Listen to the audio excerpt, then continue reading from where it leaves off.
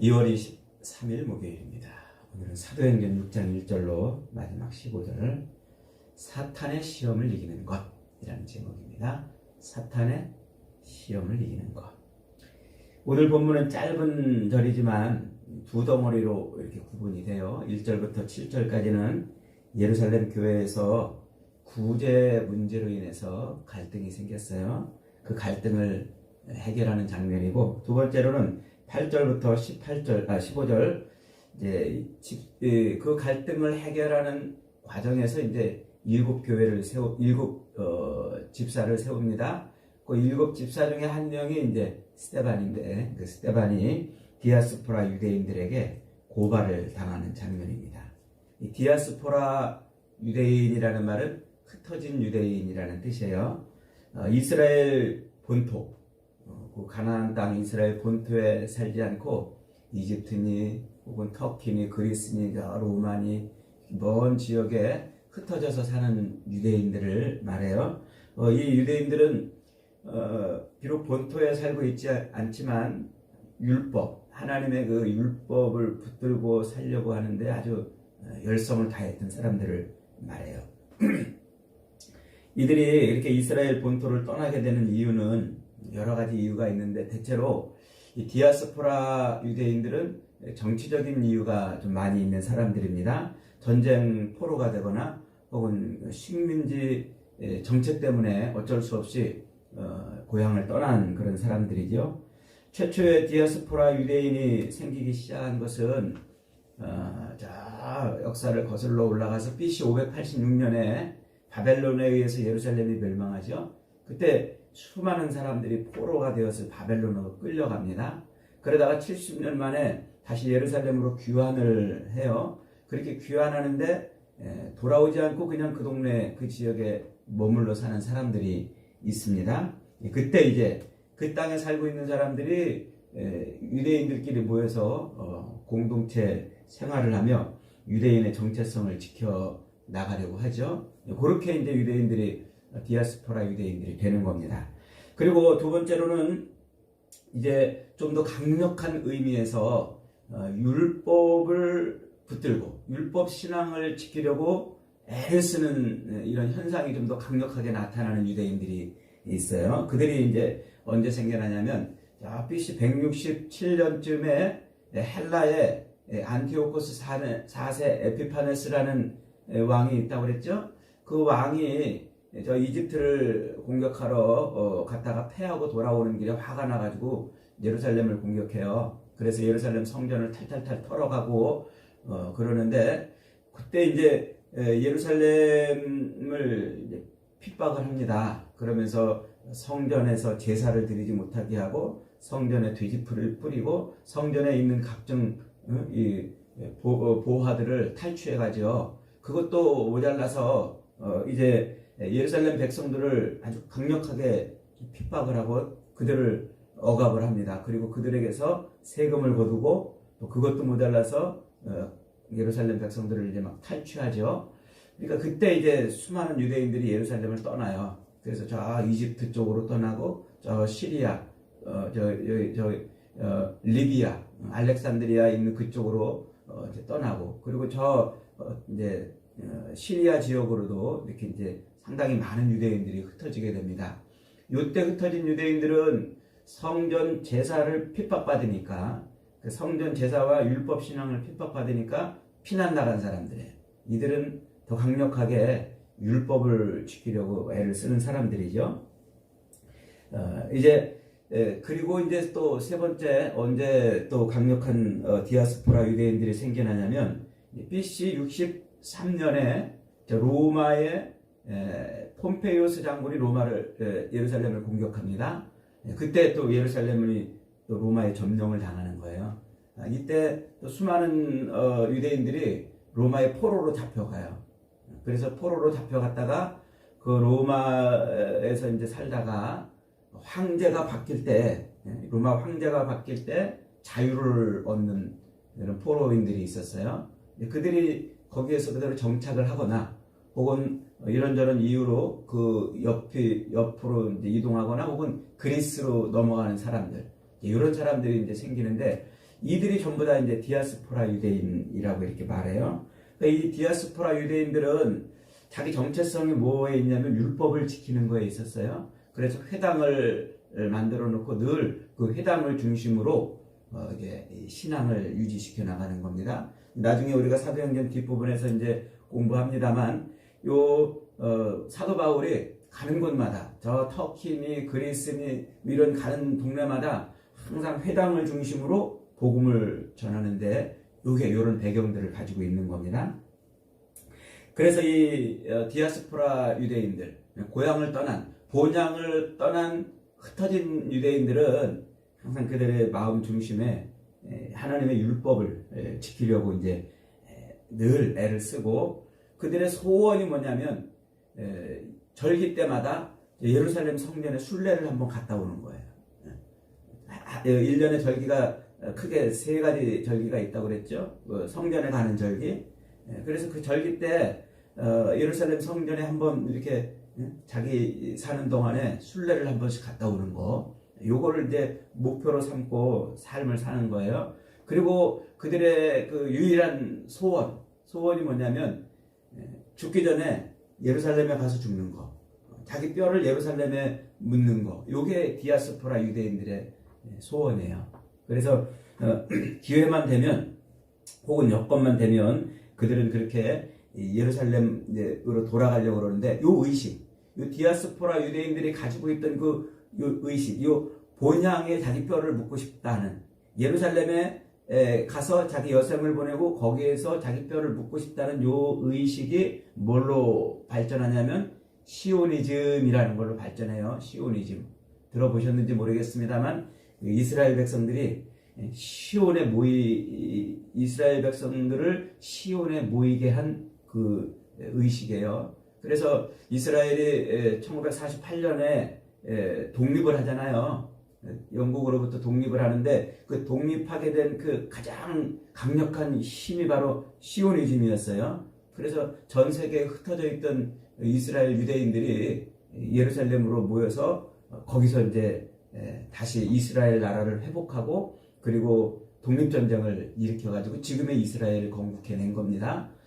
그 시오니즘이 이제 형성이 되는데 그게 뭐냐면 메시아가 예루살렘에 임재해가지고 메시아가 와가지고 그래서 그 메시아를 통해서 예루살렘이 회복이 되고 전 세계에 흩어져 있던 유대인들이 그 메시아를 인해서 다 모이게 된다. 이게 이제 시오니즘의 핵심입니다. 그래서 이것은 디아스포라 유대인은 율법적으로 아주 하나님의 말씀대로 살려고 하는 그런 의식과 또한 본향에 가서 자기 뼈를 묻고 싶어하는 그런 의식과 그리고 메시아가 도래해야 할 것이라는 이 종말론적 의식, 이 세 개가 합쳐진 아주 강력한 그런 단어입니다. 그냥 우리 대한민국 사람들이 일제 때 흩어져 가지고 저기 이런데 저런데 흩어져서 사는 디아스포라 한국인이라는 것과는 개념이 달라요. 그러니까 굉장히 정치적이면서도 또 종교적이면서도 종말론적인 그런 의미를 담고 있는 거예요. 그래서 나중에 이제 사도 바울이 가는 곳마다 회당에 가가지고 막 죽을 뻔하는 일이 이런 의식 때문에 이제 생기는 겁니다. 자, 어쨌든 우리가 오늘 읽은 이 본문은 이제 이 디아스포라 유대인들로 인해서 생기는 그런 사건 중에 하나예요. 오늘 본문에서도 헬라파 유대인이 등장하잖아요. 그 흩어진 유대인들이 아까 소망이 뭐라고 그랬어요? 여생을 예루살렘에 가서 보내는 거라고 그랬잖아요. 그래서 예루살렘에 이제서 여생을 보내려고 세계 여기저기 흩어져 있던 유대인들이 이제 모였던 거예요. 그렇게 모인 사람들 중에 하나님의 은혜로 이제 그리스도인이 된 겁니다. 기독교인이 된 거죠. 그래서 그렇게 이제 개종을 한 사람, 요들이 이제 헬라파 유대인이라고 이제 부르는 사람들이에요.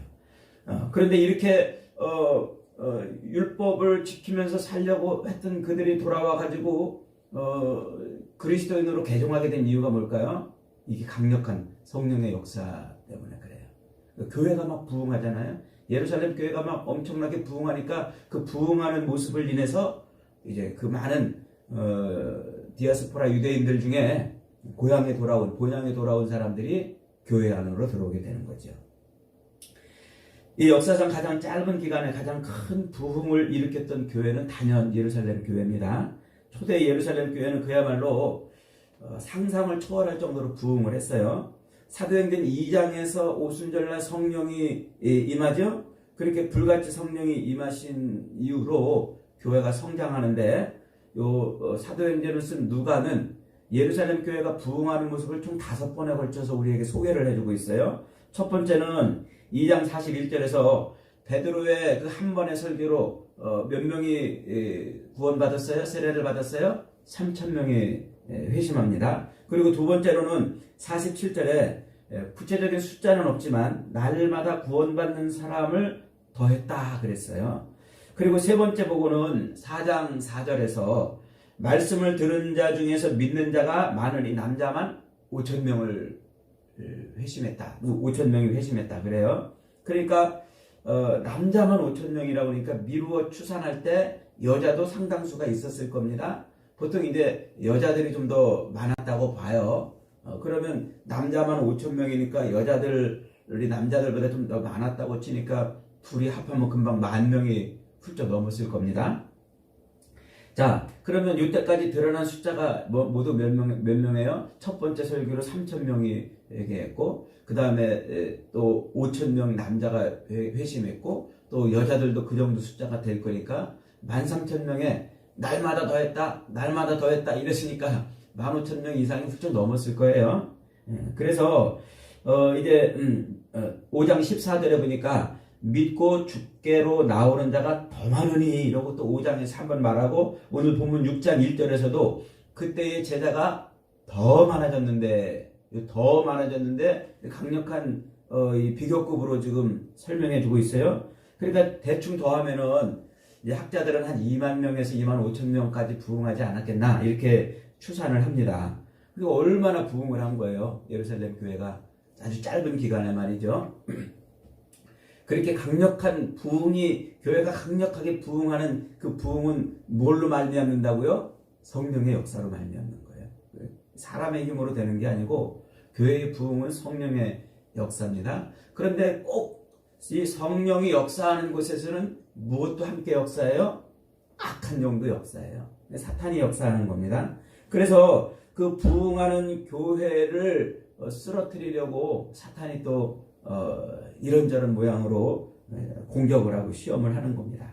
오늘날에도 교회들이, 한국 교회가 얼마나 큰 부흥을 읽어왔습니까? 그렇게 부흥을 읽을 때 꼭 그 부흥을 회방하는 일들이 교회 안에 벌어지잖아요.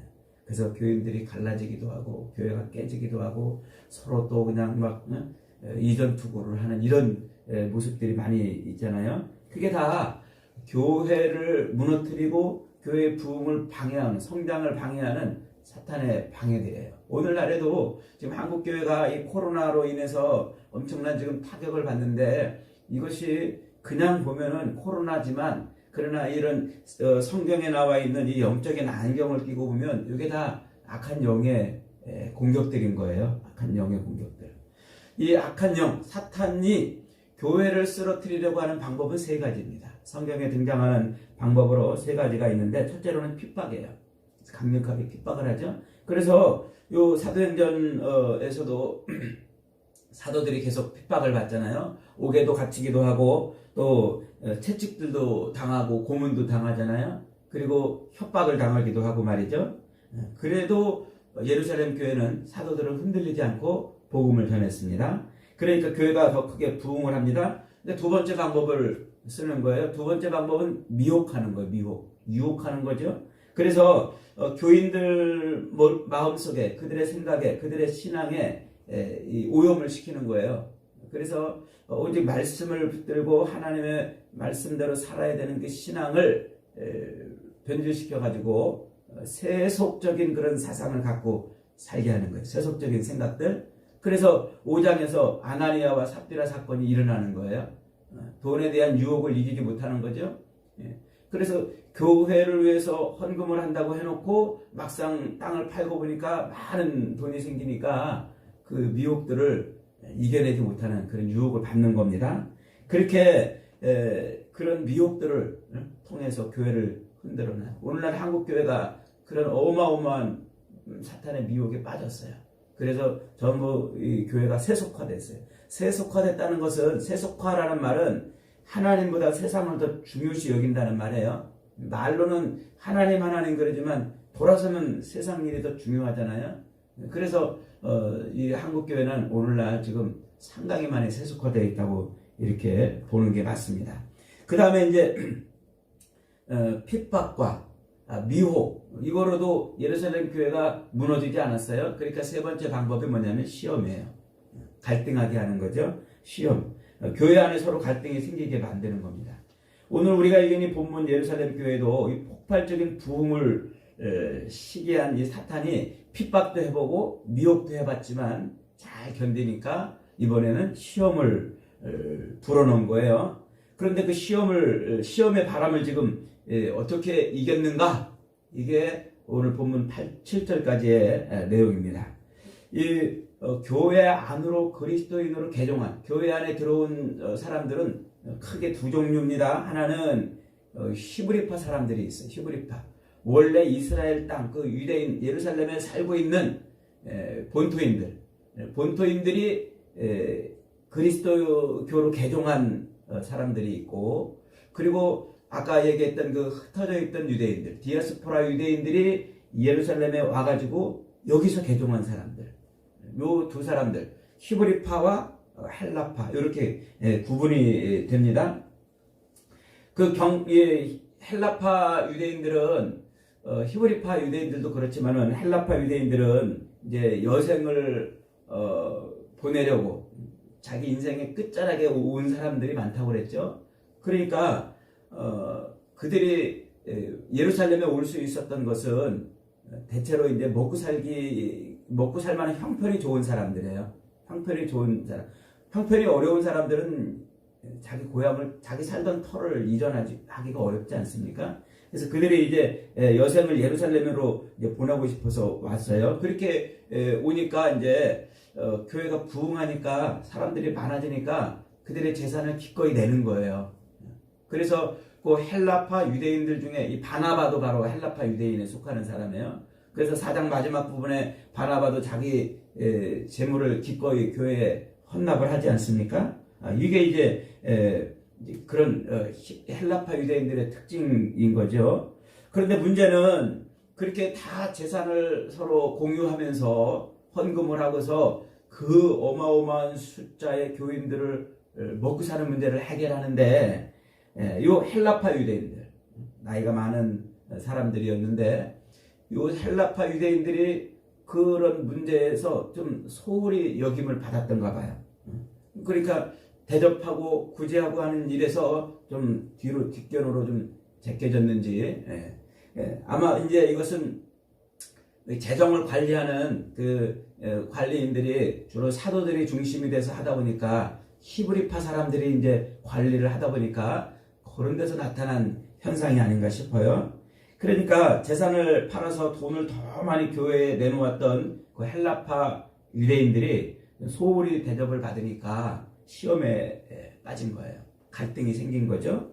교회가 깨질 위기가 생겼던 겁니다. 사탄의 바람대로 순식간에 교회가 헬라파, 히브리파로 나뉘어가지고 니파, 네파 갈등이 지금 생기고 있는 겁니다. 그때 성령이 충만하여 목숨을 아끼지 않고 복음을 전했던 그 사도들이 취한 행동이 뭡니까? 야, 무슨 소리야? 우리가 너희를 언제 무시했다고 그래? 너희를 언제 제껴놨다고 그래? 이랬더라면 아마 교회가 두동강이 났을 거예요. 그런데 그 즉시로 사도들은 뭐 했습니까? 회의를 소집했어요. 회의를 소집하고서 이렇게 말합니다. 그래, 우리가 잘못했다. 하나님의 말씀을 제껴놓고 접대를 일삼는 것이 마땅치 않았다 이랬어요. 여기서 접대를 일삼다, 이 말은 먼저 성경, 개혁 성경에서는 공궤를 일삼다 이렇게 번역을 해놨었는데, 이게 이제 식탁을 마련해 놓고 그 식탁에 함께 모여서 식사하는 일이에요. 그러니까 이 사도들은 지금 뭐 한 거예요? 교회가 막 부흥하니까 이제 목회를 한 게 아니고 먹회를 한 거예요. 먹회. 먹는 데 집중을 한 거죠. 뭐 먹는 것이 아무래도 제일 관심사일 수밖에 없으니까 이제 그렇게 했던 것 같아요.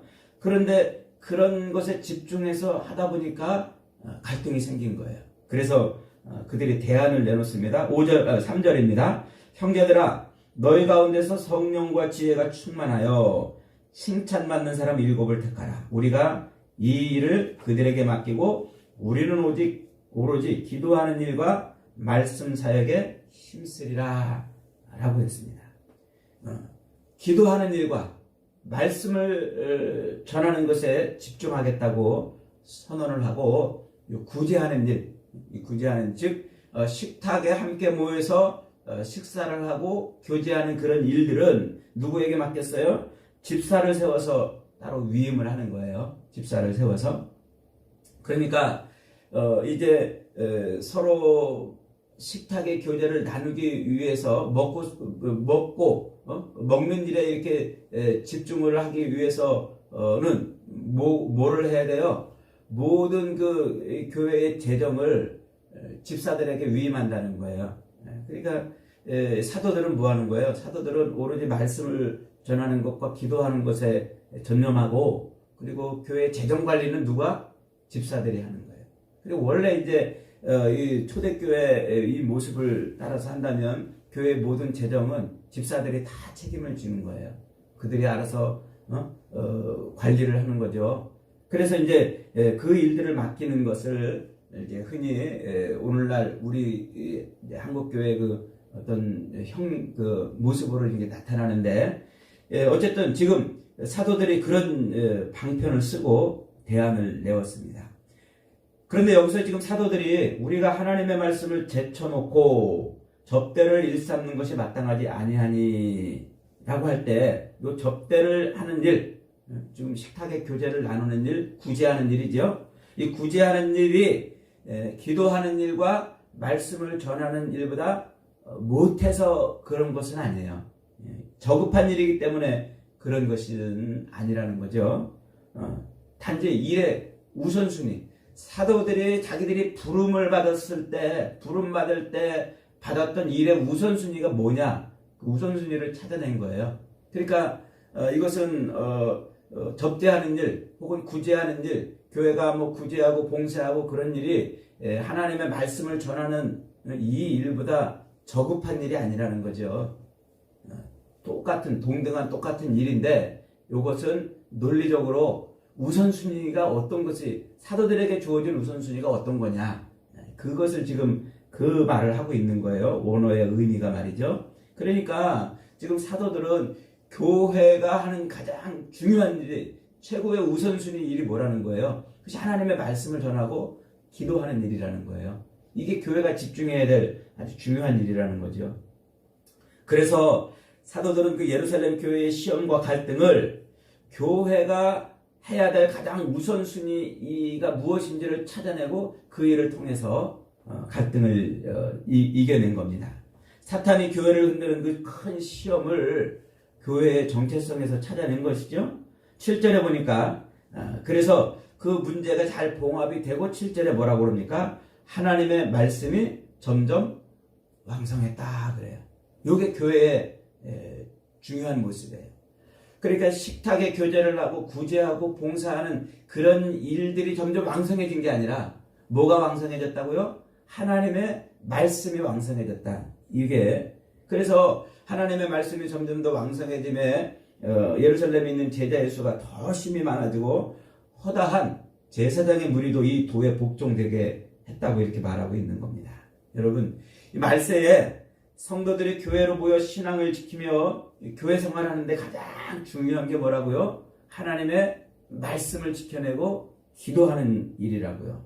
이게 잘 안 될 때, 이 말씀에 집중하지 않고 또 기도하는 일에 집중이 안 될 때, 그때 그 틈바구니에 사단의 시험이 끼어드는 겁니다. 그래서 말세의 교회들이 서로 모여서 신앙생활을 하면 이런저런 모양으로 많은 일들이 나타나게 되죠. 그럴 때 그 사탄의 시험을 어떻게 이길 수 있는가 하는 것이 오늘 본문에서 가르쳐 주는 겁니다. 이 다양한 모습으로 교회가 변할 때 역시 교회는 하나님의 말씀을 붙들고 기도하는데 전념해야 되는 겁니다. 그렇게 이 말세에 사탄의 공격을 받아가지고 교회가 여러 모양으로 이렇게 나타날 때 그때 그 다양한 모습의 교회를 기록해 놓은 게 요한계시록 2장과 3장이에요. 그 요한계시록 2장과 3장에 7교회가 등장하죠. 그 7교회의 모습이 바로 그 말세 교회의 모습이에요. 그런데 그 말세 그 7교회 중에서 예수님으로부터 칭찬받은 2교회가 있죠. 오직 칭찬만 받은 2교회. 빌라델비아 교회와 서머나 교회입니다. 이 빌라델비아 교회도 역시 세상의 많은 교회들이 그렇듯이 유혹과 핍박을 많이 받았어요. 그런데 그 빌라델비아 교회를 주님이 뭐라고 칭찬하세요? 인내로 말씀을 지켰다. 그래, 인내로 말씀을.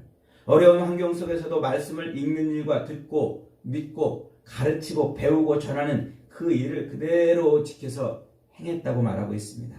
그러니까 이게 지금 칭찬받는 교회의 모습이 어떤 것인가 하는 거죠.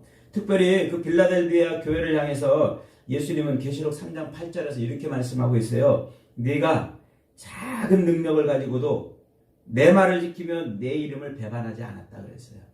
그래 교회는 주님의 말씀을 지키고 주님의 이름을 지켜내는 것, 그것이 교회가 집중해야 될 가장 우선순위라 하는 거죠. 요즘에 한국교회는 이 말씀이 너무나 약해져 있어요. 그래서 이 기복, 세상을 살아가는데 필요한 이 복, 이것을 얻는데 더 집중을 하고 있어요. 그래서 예수를 믿어도 여기에 복 받는 일, 신앙생활을 해도 이 복 받는 일이 뭔가, 설교도 전부 여기에 집중이 돼서 여러분 이렇게 하면 복 받고 저렇게 하면 복 받고 이런 식의 설교가 난무를 하고 있는 거죠. 여기 말씀을 제껴두고 있는 거예요. 여러분, 이 마지막 때에 사탄은 교회를 넘어뜨리려고 여러 가지 핍박도 하고 미혹도 하고 시험도 줍니다. 이것을 이길 수 있는 유일한 무기가 뭐예요? 하나님의 말씀을 지키는 것, 그리고 기도하는 겁니다. 이 교회가 이 본질을 회복할 때 그때 성령이 역사하는 거예요. 본질을 회복할 때 교회가 복음을 전하든 구제를 하든 봉사의 일을 하든 적은 능력으로 자기 사명을 잘 감당하는 일꾼들이 가득 찰 때 그때 교회는 세상이 감당할 수 없는 그런 교회가 되는 겁니다. 여러분, 무엇보다 하나님의 말씀에 집중하시기를 축복합니다. 기도하시기를 축복합니다. 그래서 이 마지막 때에 주님 다시 오실 때까지 우리도 그렇게 칭찬받는 교회가 되어야 되겠습니다. 저와 여러분들이 그렇게 매일매일 주님의 말씀에 집중함으로 칭찬받는 복된 인생들이 다 되시기를 주님의 이름으로 축복합니다.